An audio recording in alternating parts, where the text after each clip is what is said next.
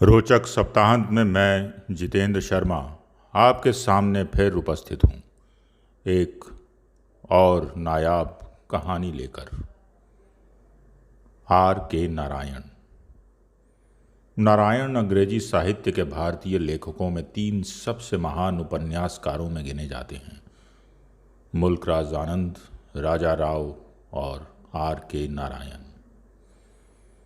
आज R.K. नारायण की एक कहानी, डॉक्टर के शब्द। Doctors word by R.K. Narayan. Hindi में अनुवाद, डॉक्टर के शब्द।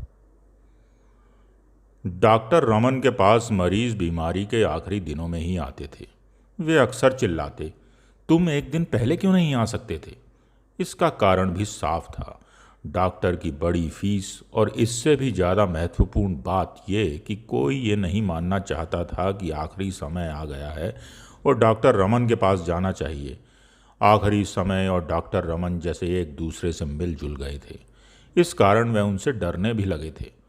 इस तरह जब ये महापुरुष मरीज के सामने प्रकट होते, तब इस पार या उस पार निर्णय तुरंत करना होता था। अब कोई हीला हवाली या चालबाजी काम नहीं आती थी। बहुत समय से डॉक्टरी करने के कारण उनमें एक तुर्ष स्पष्टवादिता भी आ गई थी। इस कारण उनकी राय की कद्र भी की जाती थी। अब वे राय देने वाले डॉक्टर मात्र न रहकर फैसला सुनाने वाले जज बन गए थे। उनके शब्दों पर मरीज की जिंदगी निर्भर रहने लगी थी।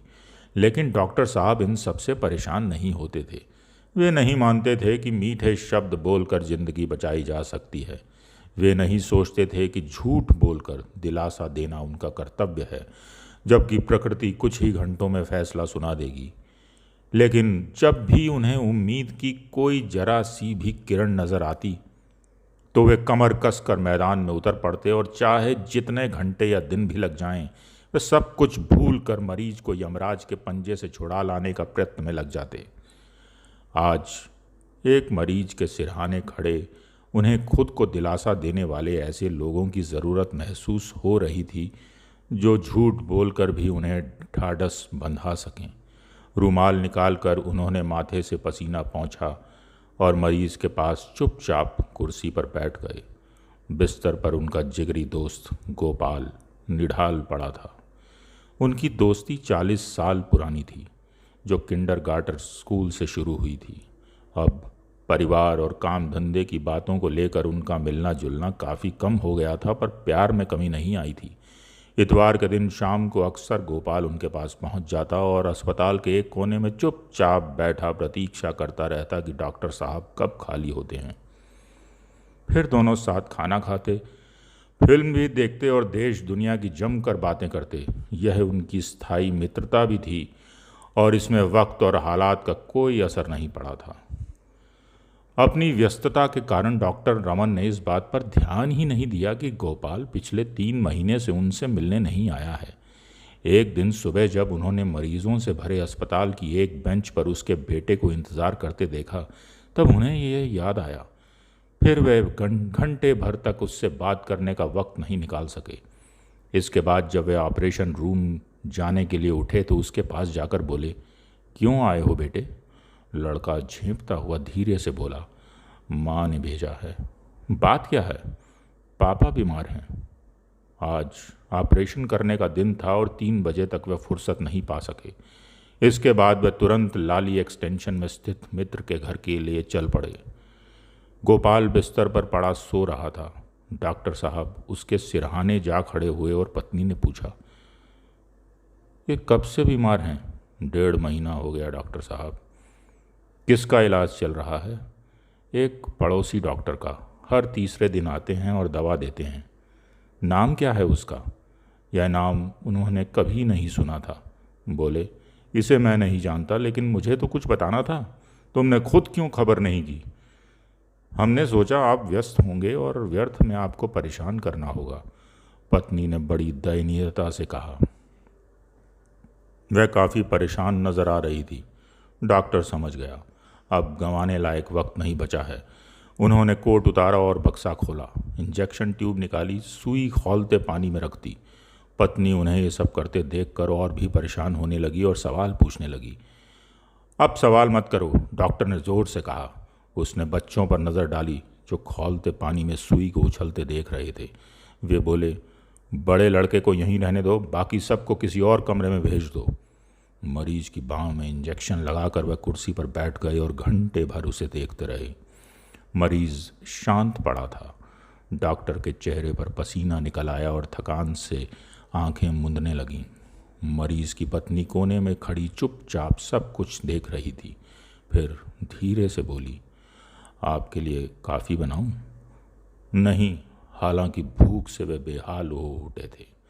उन्होंने दोपहर का खाना भी नहीं खाया था। थोड़ी देर बाद वे उठे और बोले, मैं बहुत जल्द लौट आऊँगा, इन्हें बिल्कुल मत छेड़ना। थैला उठाया और बाहर खड़ी कार में जा बैठे। 15 मिनट में वे वापस आ गए। साथ में एक नर्स और सहायक भी थे। पत्नी से बोले, मैं एक ऑपरेशन करूँगा। क्यों, क्या हुआ है? पत्नी ने घबरा कर पूछा। बाद में बताऊँगा, अभी तुम लड़के को यहीं छोड़ दो और पड़ोसी के घर चली जाओ, और जब तक मैं बुलाऊं नहीं वापस मत आना। पत्नी बेहोश होकर ज़मीन पर गिरने को हुई, लेकिन नर्स ने उसे संभाल लिया और बाहर जाने में मदद की। रात को करीब 8 बजे मरीज ने आंखें खोलीं और बिस्तर पर धीरे से हिला। सहायक बहुत खुश हुआ और कहने लगा, अब ये जरूर ठीक हो जाएंगे। डॉक्टर ने भावहीन आंखों से उसे देखा और धीरे से कहा, इसे ठीक करने के लिए मैं कुछ भी करने को तैयार हूँ, लेकिन इसके दिल का क्या होगा? नाड़ी में तो सुधार हुआ है, ठीक है, लेकिन इस पर भरोसा नहीं किया जा सकता। ऐसे मामलों में शुरू में हल्का सुधार दिखाई देता है, लेकिन वह टिकता नहीं है, वह झूठा साबित होता है। फिर थोड़ी देर सोचते रहकर बोले, अगर नाड़ी सवेरे 8 बजे तक चलती रहती है तो ये अगले 40 बरस तक चलती रहेगी, लेकिन मुझे शक है कि रात को 2 बजे के बाद भी यह इसी तरह चलती रहेगी। इसके बाद उन्होंने सहायक को वापस भेज दिया और मरीज के पास बैठ गए। 11 बजे के करीब मरीज ने फिर आंखें खोली और डॉक्टर की ओर देखकर मुस्कुराया। उसमें हल्का सुधार हुआ था और उसने कुछ खाना भी खाया। घर भर में चैन और खुशी की लहर दौड़ गई। सब डॉक्टर के पास आ खड़े हुए और कृतज्ञता प्रकट करने लगे, लेकिन वे चुप बैठे मरीज की ओर देखते रहे। लगता था कि वह किसी की बात सुन ही नहीं रहे। पत्नी पूछने लगी, अब ये खतरे से बाहर हैं? बिना सिर घुमाए उन्होंने कहा, इन्हें हर 40 मिनट बाद ग्लूकोज और ब्रांडी देती रहो, 2 चम्मच काफ़ी होंगी। पत्नी रसोई घर में चली गई। वह बेचैन हो रही थी। वह चाहती थी कि जो भी सच्चाई हो, अच्छी या बुरी, उसे पता चल जाए। डॉक्टर साहब कुछ स्पष्ट क्यों नहीं बता रहे? दुविधा उसके लिए असहन होती जा रही थी। शायद वह मरीज के ही सामने कुछ ना कहना चाहते हों, इसलिए रसोई के दरवाजे से उसने उन्हें इशारे से बुलाया। वे चले गए तो उसने पूछा, अब ये कैसे हैं, बच तो जाएंगे? डॉक्टर ने होंठ काटे और ज़मीन की ओर देखते हुए धीरे से कहा, अपने पर काबू रखो, इस वक्त कोई सवाल मत करो। भय से पत्नी की आंखें फैल गईं। उसने उनके हाथ कस कर पकड़ लिए और कहने लगी, मुझे सच बता दीजिए, इस वक्त मैं तुमसे बात नहीं करूंगा। ये कहकर वह कुर्सी पर जाकर फिर बैठ गए। पत्नी ने चीख कर रोना शुरू कर दिया। आवाज़ सुनकर मरीज ने चौंक कर आंखें खोलीं और देखने लगा कि क्या बात है। डॉक्टर साहब फिर उठे, रसोई की ओर गए, दरवाज़ा बाहर से बंद कर कुंडी चढ़ा दी, जिससे आवाज़ बाहर निकलने से रुक गई। वे फिर कुर्सी पर आकर बैठे तो मरीज ने धीरे से पूछा, क्या आवाज़ थी? कोई रो रहा था क्या? डॉक्टर ने कहा, तुम अपने पर जोर मत डालो, बात करो, सोने की कोशिश करो। मरीज ने फिर पूछा, क्या मैं जा रहा हूँ? मुझसे मत छिपाओ। डॉक्टर ने अस्पष्ट सी कुछ ध्वनि की और कुर्सी पर बैठे रहे। उनके जीवन में ऐसी स्थिति कभी नहीं आई थी। लीपा पोती उनके स्वभाव में नहीं थी, इसी कारण लोग उनके शब्दों को बहुत महत्व देते थे। उन्होंने मरीज की तरफ एक नज़र डाली। उसने इशारे से उन्हें पास बुलाया और धीरे से कहने लगा, मैं जानना चाहता हूँ कि और कितना जीऊँगा। मुझे वसीयत पर दस्तखत करना है, वह तैयार रखी है। पत्नी से कहो उसे उठा लाए, तुम गवाह के दस्तखत कर देना। डॉक्टर खांसते हुए बोला, इस वक्त अपने पर दबाव मत डालो, शांत रहने की कोशिश करो। लेकिन ये कहते वे स्वयं को मूर्ख महसूस कर रहे थे। सोचने लगे, कितना अच्छा हो मैं इस सब से बचकर किसी ऐसी जगह चला जाऊं जहां मुझसे कोई सवाल ना पूछा जा सके। मरीज ने अपने कमज़ोर हाथों से डॉक्टर की कलाई फिर से पकड़ ली और जोर देकर कहने लगा, राम, ये मेरा सौभाग्य है कि इस वक्त तुम यहाँ मेरे पास हो। मैं तुम्हारे शब्दों पर विश्वास कर सकता हूँ।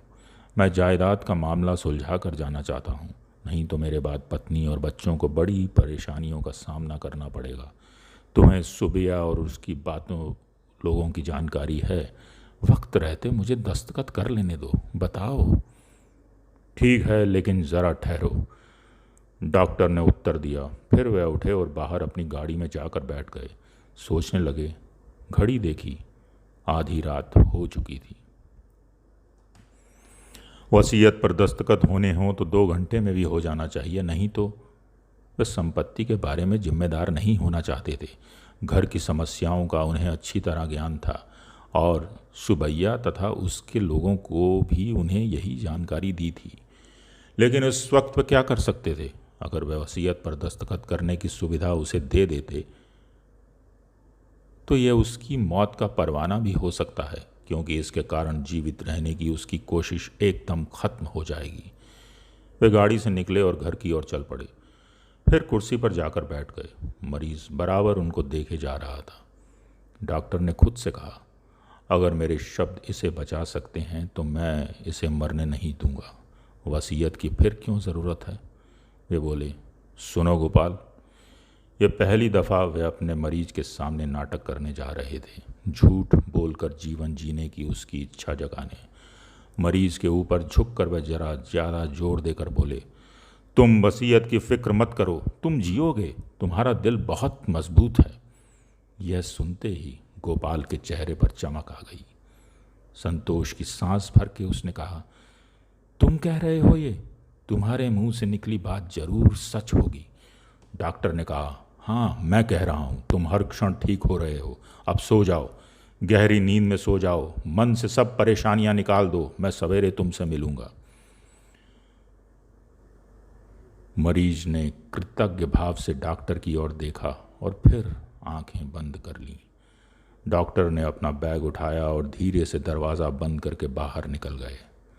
घर जाते हुए रास्ते में वह अस्पताल में रुके, सहायक को बुलाया और बोले, तुम गोपाल के पास चले जाओ, दवा की एक ट्यूब साथ ले जाना। अब किसी भी क्षण वह जा सकता है, कष्ट ज़्यादा हो तो यह ट्यूब दे देना। जल्दी करो, जाओ। दूसरे दिन 10 बजे वह फिर वहाँ पहुँच गए। कार से निकलते ही मरीज के कमरे की ओर तेजी से गए। मरीज जाग रहा था और ठीक दिख रहा था। सहायक ने बताया कि नब्ज सही चल रही है। उसने स्टेथोस्कोप मरीज के दिल पर रखा, कुछ देर सुना और पत्नी से बोला, देवी, अब खुश हो जाओ, तुम्हारा पति 90 साल तक जिंदा रहेगा। अस्पताल लौटते हुए सहायक ने डॉक्टर से पूछा, सर, क्या वे जीवित रहेंगे? अब मैं शर्त लगाकर कह सकता हूँ कि गोपाल 90 साल तक जिंदा रहेगा, लेकिन मेरे लिए हमेशा ये पहेली बनी रहेगी कि वह ये हमला कैसे झेल गया।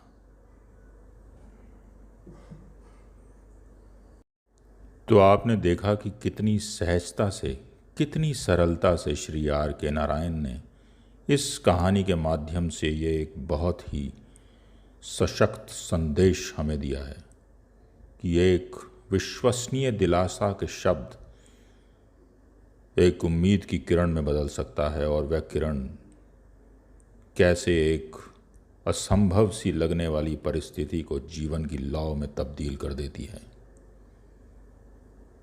उम्मीद है कि आपको ये कहानी पसंद आएगी। अगले सप्ताह फिर मिलेंगे। धन्यवाद।